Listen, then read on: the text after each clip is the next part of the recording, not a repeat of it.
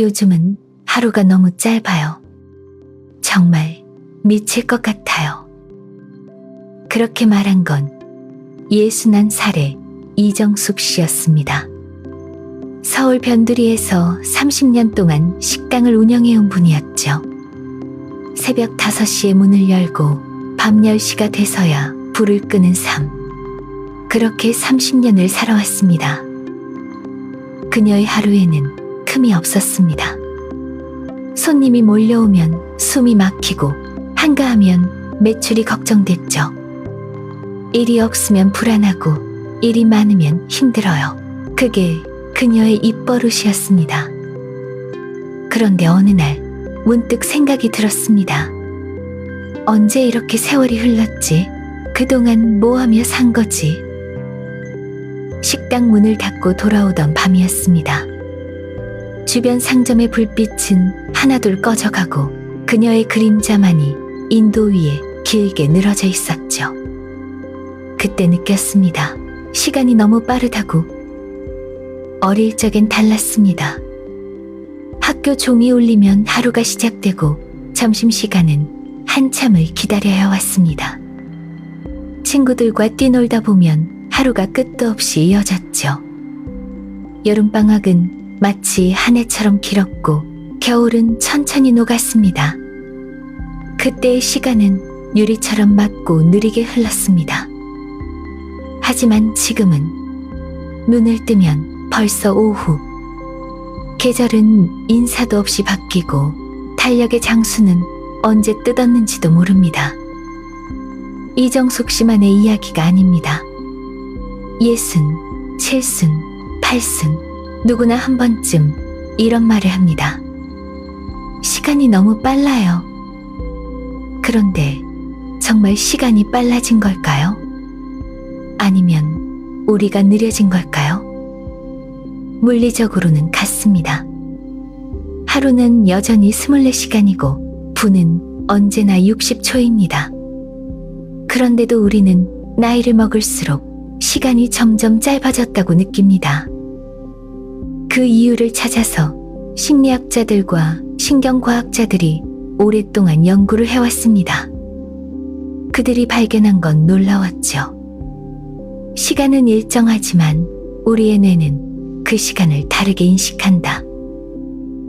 즉, 시간이 빨라졌다는 말은 착각입니다. 사실은 우리의 시간 감각이 변한 것입니다. 이정숙 씨가 느끼는 빠른 하루, 그건 몸의 노화가 아니라 뇌의 인식이 바뀐 결과일지도 모릅니다. 오늘 우리는 그 이야기를 해보려 합니다. 우리가 잃어버린 시간의 감각, 그리고 그것을 다시 느리게 만드는 방법을요. 이정숙 씨는 그날 밤 잠이 오지 않았습니다. 내가 요즘 왜 이렇게 시간이 빠르다고 느끼는 걸까? 그녀는 뒤척이며 천장을 바라봤습니다. 하루가 길었다고 느낀 적이 언제였는지 기억나지 않았죠.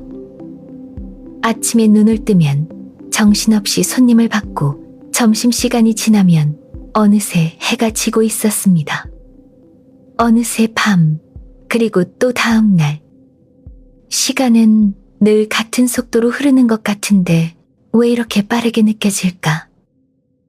심리학자들은 이 현상을 시간 지각의 가속화라고 부릅니다. 시간이 진짜로 빨라진 것이 아니라 우리의 뇌가 시간을 다르게 해석하기 시작한 것이죠.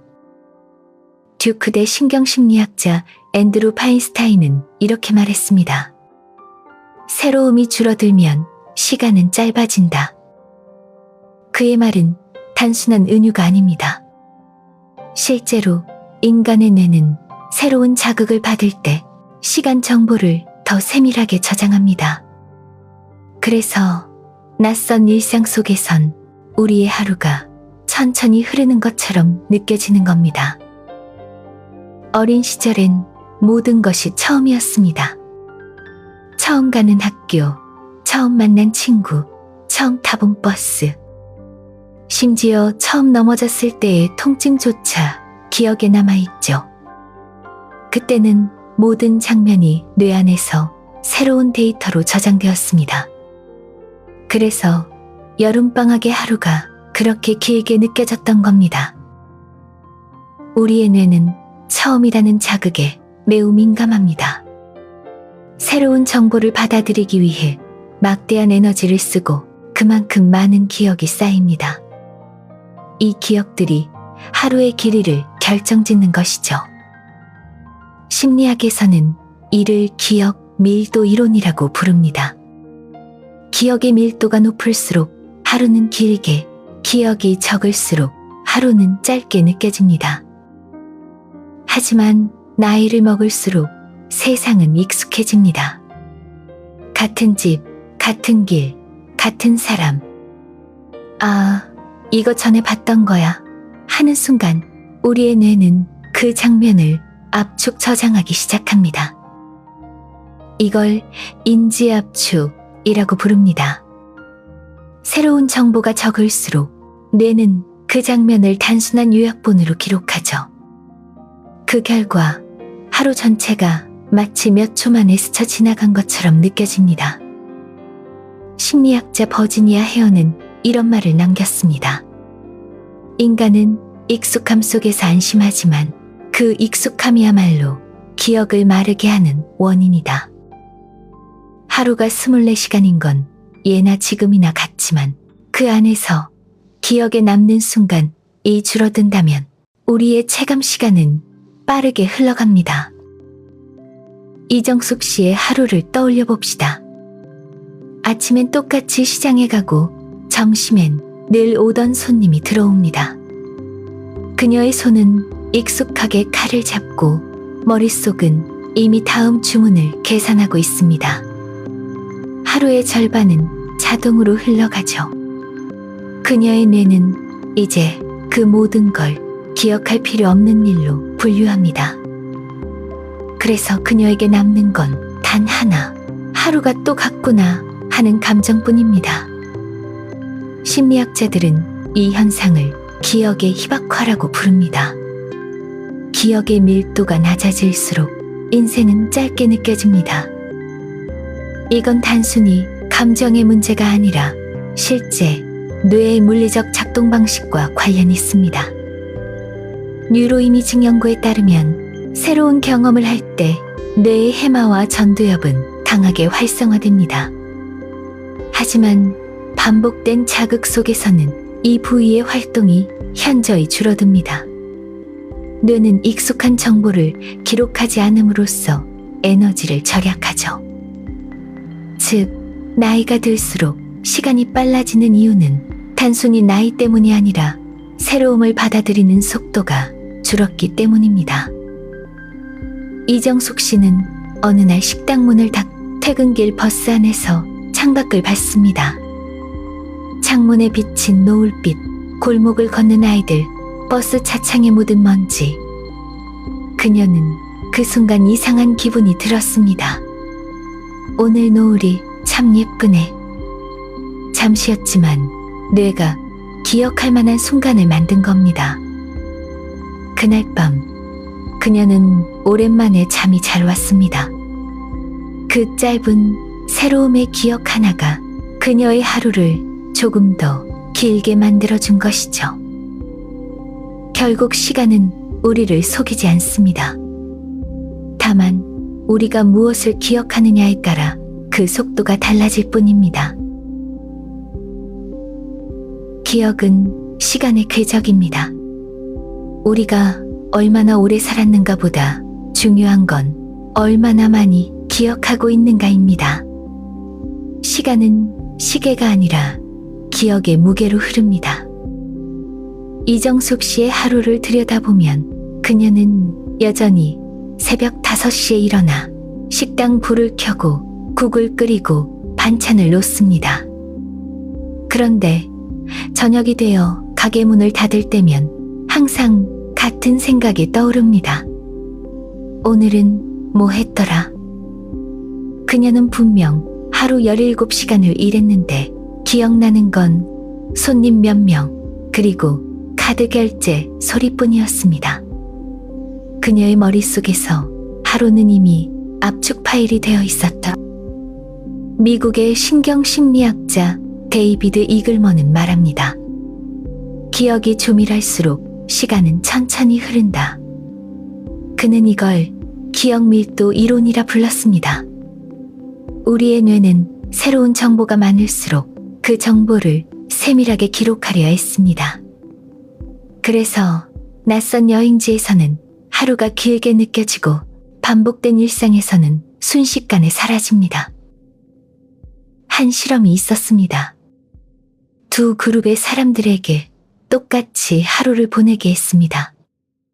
한쪽은 새로운 장소를 돌아다니며 체험했고, 다른 쪽은 평소처럼 출근하고 퇴근했죠. 저녁에 각자에게 물었습니다. 오늘 하루 길게 느껴졌나요? 놀랍게도 실제 시간은 같았지만 새로운 경험을 한 사람들은 오늘은 길었다고 대답했습니다. 반면 평소대로 산 사람들은 오늘은 정말 순식간이었다고 했죠. 뇌는 자극의 양을 기준으로 시간을 측정하고 있었습니다. 어릴 때 여름방학이 길었던 이유도 이 때문입니다. 매일이 새로웠죠. 처음 가보는 계곡, 새로 산 구슬치기, 친구들과 만든 비밀기지. 모든 순간이 새로워서 하루가 끝나도 끝난 것 같지 않았습니다. 하지만 나이가 들면 다릅니다. 같은 버스, 같은 사람, 같은 식사. 낯선 자극이 사라질수록 우리의 뇌는 기록을 멈춥니다.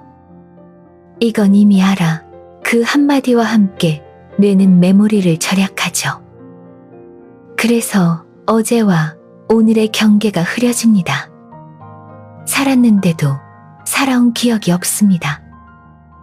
이정숙 씨는 어느 날 가게 손님 중 한 사람이 건넨 말을 떠올렸습니다. 사장님, 식당이 언제 이렇게 오래됐어요? 그녀는 순간 멈칫했습니다. 언제였더라? 그녀조차 식당이 몇 년 된 건지 기억나지 않았던 겁니다. 시간은 잃어버린 게 아니라 그녀의 기억이 사라진 시간이었습니다. 이건 단순히 감정이 아니라 실제 뇌의 작용입니다. 신경과학자들은 뇌의 기억 지도를 연구합니다. 그 결과 새로운 경험을 할 때마다 해마와 편도체가 활발히 연결되고 그 연결이 시간이 길다는 감각을 만듭니다. 반대로 반복된 자극 속에서는 이 신경 연결이 약해지고 뇌는 시간의 흐름을 압축합니다. 즉, 기억이 적은 사람일수록 시간이 빠르게 느껴진다는 겁니다. 이정숙 씨는 이 사실을 몰랐지만 어쩌면 몸으로는 알고 있었을지도 모릅니다. 그래서 그녀는 어느 날 갑자기 결심했습니다. 하루에 한 가지만이라도 새로 해보자. 그날 그녀는 가게 대신 근처 도서관에 들러 책을 한 권 빌렸습니다. 인생을 천천히 사는 법. 표지의 문구가 이상하게 자신에게 말을 거는 것 같았습니다. 책을 펼치자 이런 문장이 나왔습니다. 삶은 길이로 재는 것이 아니라 기억으로 느끼는 것이다. 그녀는 조용히 웃었습니다. 그럼 나도 다시 느리게 살아볼까? 그날 밤 그녀는 오랜만에 꿈을 꿨습니다. 젊은 시절 친구들과 웃던 장면, 딸이 처음 걸음을 떼던 순간, 잊고 있던 기억들이 다시 떠올랐습니다. 그녀의 뇌는 오랜만에 새로운 연결을 만들고 있었던 겁니다. 기억이 다시 살아나자 그녀의 시간도 조금씩 되살아나기 시작했습니다. 기억이 곧 시간입니다.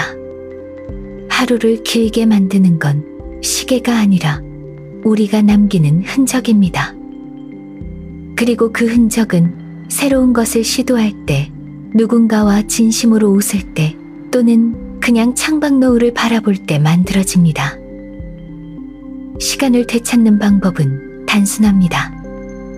그저 오늘 하루를 기억할 만하게 만드는 것. 그 한순간이 쌓여 우리의 인생 전체를 천천히, 깊게, 길게 만들어줍니다.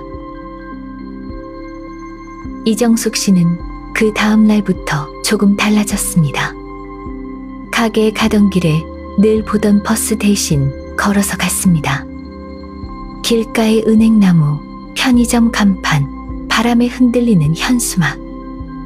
그녀는 처음 보는 것처럼 하나하나 눈에 담았습니다.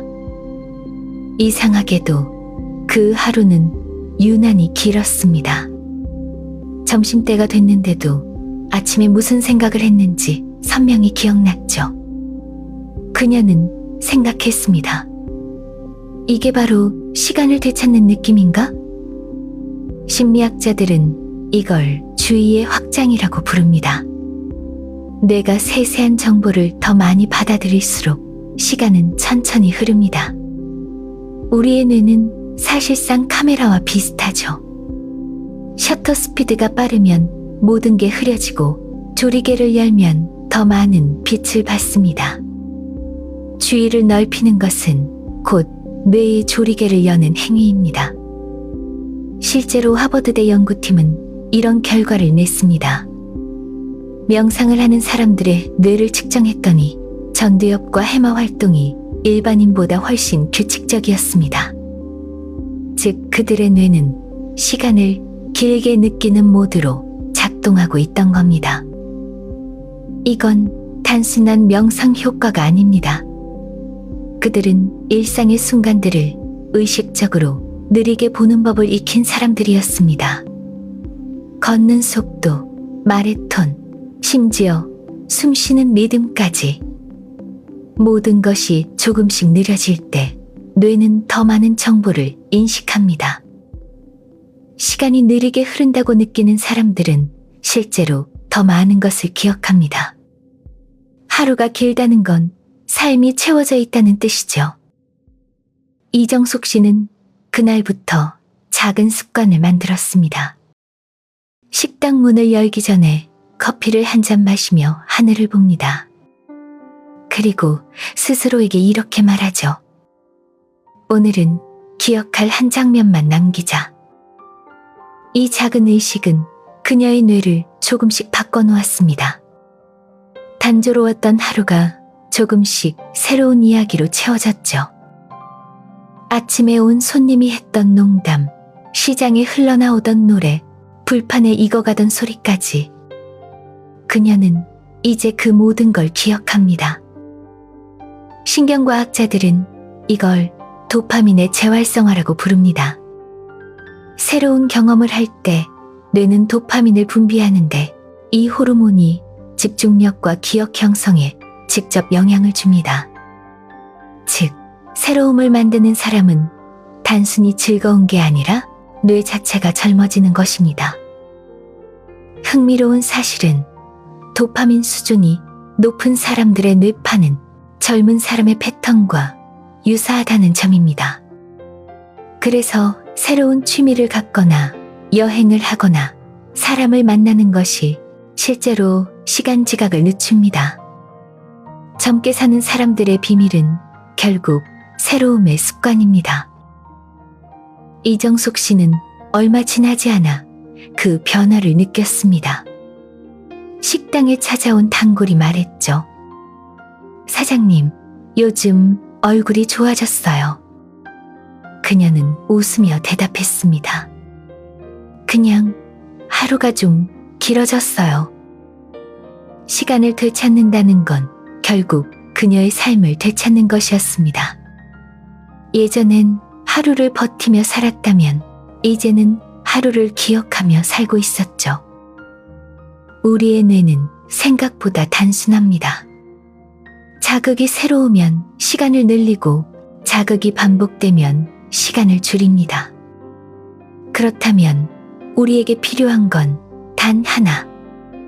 조금 느리게 살며 새로움을 의식적으로 채우는 것입니다. 하루 12시간을 사는 사람과 24시간을 사는 사람의 차이는 시계가 아니라 기억의 밀도에 있습니다.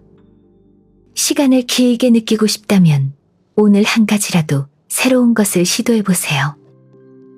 그 순간 당신의 뇌는 다시 젊어질 것입니다. 이정숙 씨의 하루는 이제 조금 다릅니다. 아침 햇살을 보며 커피를 내리고 문을 열기 전 잠시 숨을 고릅니다. 그 짧은 순간이 그녀에게는 하루의 시작점이 되었습니다. 예전에는 그냥 흘러가던 시간들이 이제는 그녀의 눈앞에서 선명히 펼쳐집니다. 손님이 웃으며 인사하는 얼굴, 젊은 시절 딸에게서 들리던 목소리, 그리고 해질 무렵 주방에 비치는 붉은 빛. 그녀는 그 모든 것을 기억할 만한 장면으로 남기기 시작했습니다. 심리학자들은 말합니다. 기억은 시간을 느리게 만들고 감사는 기억을 단단하게 만든다. 하루를 되돌아보며 고마웠던 일을 떠올리면 뇌의 해마와 전두엽 사이의 연결이 강화됩니다. 즉, 감사는 시간을 되돌리는 가장 단순한 훈련입니다. 하루가 너무 빠르다고 느낄 때 그저 한 가지 질문을 던져보세요. 오늘은 어떤 순간이 가장 기억에 남았을까? 그 짧은 질문 하나가 당신의 뇌를 다시 기억하는 모드로 바꿔줍니다. 뇌과학자들은 또 하나의 흥미로운 사실을 발견했습니다. 미래를 자주 상상하는 사람일수록 현재의 시간이 천천히 느껴진다는 겁니다. 이걸 미래 시뮬레이션 효과라고 부르죠. 뇌는 상상을 가짜 경험으로 받아들이기 때문에 그만큼 더 많은 기억을 만들어냅니다. 앞으로 하고 싶은 일이 뭔가요? 이 질문은 단순한 철학적 물음이 아닙니다. 실제로 뇌의 시간 회로를 자극하는 질문이죠. 이정숙 씨는 이제 매일 밤 하루를 마치고 수첩에 짧게 메모를 남깁니다. 내일은 가게 앞 화분에 물 주기, 손님에게 이름을 물어보기, 저녁엔 노을 보면서 차 한잔 마시기. 그녀의 하루는 여전히 바쁘지만 그 안엔 이제 작은 멈춤들이 있습니다. 그리고 그 멈춤이 시간을 길게 만들어줍니다. 영국 런던 대학교의 한 연구팀은 노년층을 대상으로 10년간 시간 감각 변화를 추적했습니다. 결과는 놀라웠습니다. 매일 같은 일상을 반복한 그룹은 시간이 빠르게 흘렀다고 답했지만 새로운 활동을 시도한 그룹은 인생이 더 풍부해졌다고 말했습니다. 즉, 새로움의 총량이 인생의 체감 길이를 결정한다는 겁니다. 우리는 모두 같은 하루를 삽니다. 24시간, 똑같은 시계. 하지만 어떤 사람의 하루는 순식간에 지나가고 어떤 사람의 하루는 마음에 오래 남습니다. 그 차이는 기억을 남길 의지에 있습니다. 시간을 되찾는다는 건 다시 젊어지는 걸 의미하지 않습니다. 그건 단지 삶을 조금 더 깊게 사는 법을 배우는 것입니다. 새로운 경험을 하고 사람의 얼굴을 바라보고 하루를 기억하며 잠드는 것. 그게 바로 시간이 다시 느려지는 순간입니다. 이정숙 씨는 이제 가끔 손님들에게 이렇게 말합니다. 요즘은 하루가 참 길어요. 사람들은 놀라며 묻죠. 아니, 그게 좋은 거예요? 그녀는 웃으며 대답합니다. 그럼요. 하루가 길다는 건 내가 오늘을 살아냈다는 뜻이니까요. 우리가 나이를 먹는다는 건 단순히 몸이 늙는다는 뜻이 아닙니다. 익숙함이 많아지고 새로움이 줄어든다는 뜻이죠. 하지만 그건 나쁜 일이 아닙니다. 그저 다시 느리게 사는 법을 배우면 됩니다. 이제 우리에게 필요한 건 시간을 쫓는 게 아니라 시간을 느끼는 일입니다. 오늘의 공기, 사람의 목소리, 그리고 잠시 스쳐가는 기억 하나. 그것들을 붙잡을 수 있다면 당신의 하루는 더 이상 짧지 않을 겁니다. 시간은 빠르게 흘러가지 않습니다. 그저 우리가 그 속도를 잊었을 뿐입니다. 그리고 지금 이 순간 당신은 다시 느리게 사는 법을 떠올리고 있습니다. 나이가 들면 시간이 빨라진다. 그건 반은 맞고 반은 틀린 말입니다. 우리가 느리게 살아가는 한 시간은 언제나 우리 곁에 머물러 있을 테니까요.